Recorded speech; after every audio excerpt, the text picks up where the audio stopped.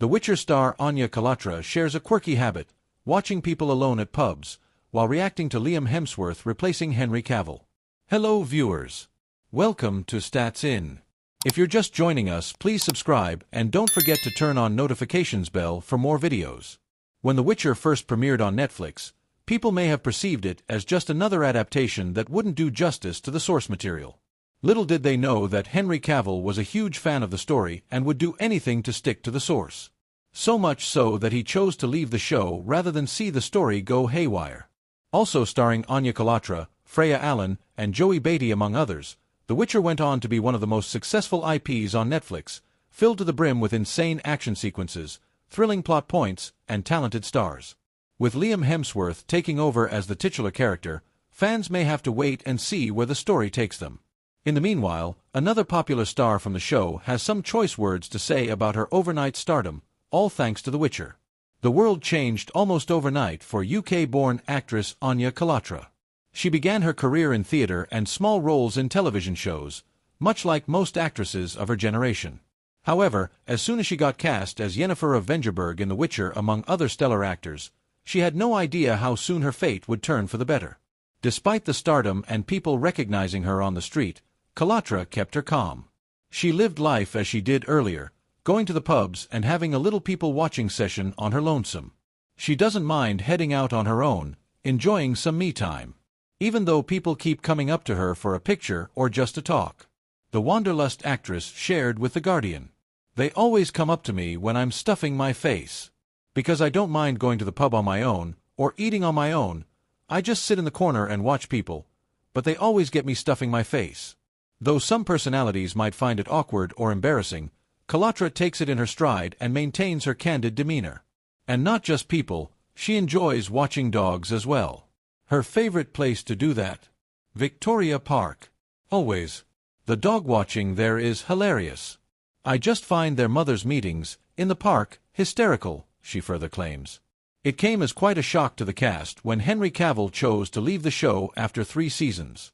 Though not much was divulged in the beginning, there were murmurs of creative conflicts between the creators of the show and the Superman actor. Nevertheless, Chalotra's character would be impacted since Geralt and Yennefer have a certain chemistry in the show. When Variety asked her how she'd tackle this change, she replied, "We haven't had a chemistry test. I wasn't part of that process, of his casting. But I'm very excited to see what Liam's, Geralt is. And only then will we realize what dynamics we have as a group." Fans are waiting to see how Hemsworth tackles the character and brings a new energy to the show. Will The Witcher survive this drastic change or become one of the forgotten Netflix series soon? Only time will tell. Dave Bautista's Gears of War movie is the perfect alternative to Henry Cavill's Warhammer 40K series, and Netflix needs to make sure it is made. Video games are one of the biggest sources of entertainment apart from movies and series. So, when the world of video games and Hollywood collide, it results in an exciting event for fans, who not only get to see their favorite games on the big screen but also their favorite actors in the said world. So, when Henry Cavill's Warhammer 40K adaptation was announced, the result was roars of cheer and glee across the gaming world. While we wait for the said project to develop, Netflix meanwhile better step up and deliver something just as epic, Dave Bautista's long-desired Gears of War movie. Henry Cavill's Warhammer 40K project has been in development for some while now, and fans have been eagerly waiting for some hopeful updates. While fans await news of the series, video game fans need to focus their attention on another potential adaptation, Gears of War. It was back in 2022 that Netflix announced its collaboration with Xbox and the Coalition to develop the project, but even though the film got a writer back in March 2023, there hasn't been any hopeful update. See comicbookmovie.com. The project seems to be lying dormant since then, and the streaming giant needs to step up to deliver to fans who have been waiting for years for a Gears of War adaptation. Cavill was born in Jersey, the largest and southernmost of the Channel Islands, which are dependent territories of the British Crown and are located off the coast of Normandy, France. He is the fourth of 5 sons of Marianne Cavill, née Dalgliesh, a secretary, and Colin Cavill, a stockbroker. The family lived in St. Helier, where Henry Cavill grew up playing computer games with his brothers. At age 13, he left Jersey to attend the Stowe School, a boarding school in Buckinghamshire, England. At Stowe, Cavill developed an interest in acting and participated in school productions, including Grease, A Midsummer Night's Dream, and Tom Stoppard's Dog's Hamlet. At age 16, he and his classmates had the opportunity to be extras in the movie Proof of Life, 2000, starring Russell Crowe. While on set, Cavill introduced himself to the recent Oscar winner, who encouraged him to pursue acting professionally. Cavill soon landed a role in Vendetta, 2001, followed by another in Kevin Reynolds' big-screen adaptation of The Count of Monte Cristo, 2002.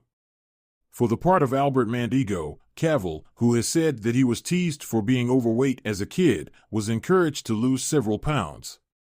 In addition, Cavill had guest roles in a number of British television shows as well as supporting parts in the coming-of-age film I Capture the Castle, 2003, and an adaptation of the Celtic romance Tristan plus Isolde, 2006.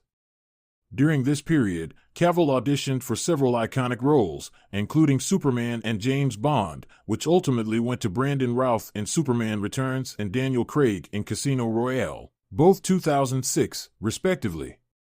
Those setbacks led him to consider following in the footsteps of two of his elder brothers and joining the armed forces. In 2007, however, Cavill garnered his first leading role in The Tudors, a cable series following the exploits of Henry VIII, played by Irish actor Jonathan Rhys-Meyers. Cavill portrayed Charles Brandon, a loyal courtier to the king.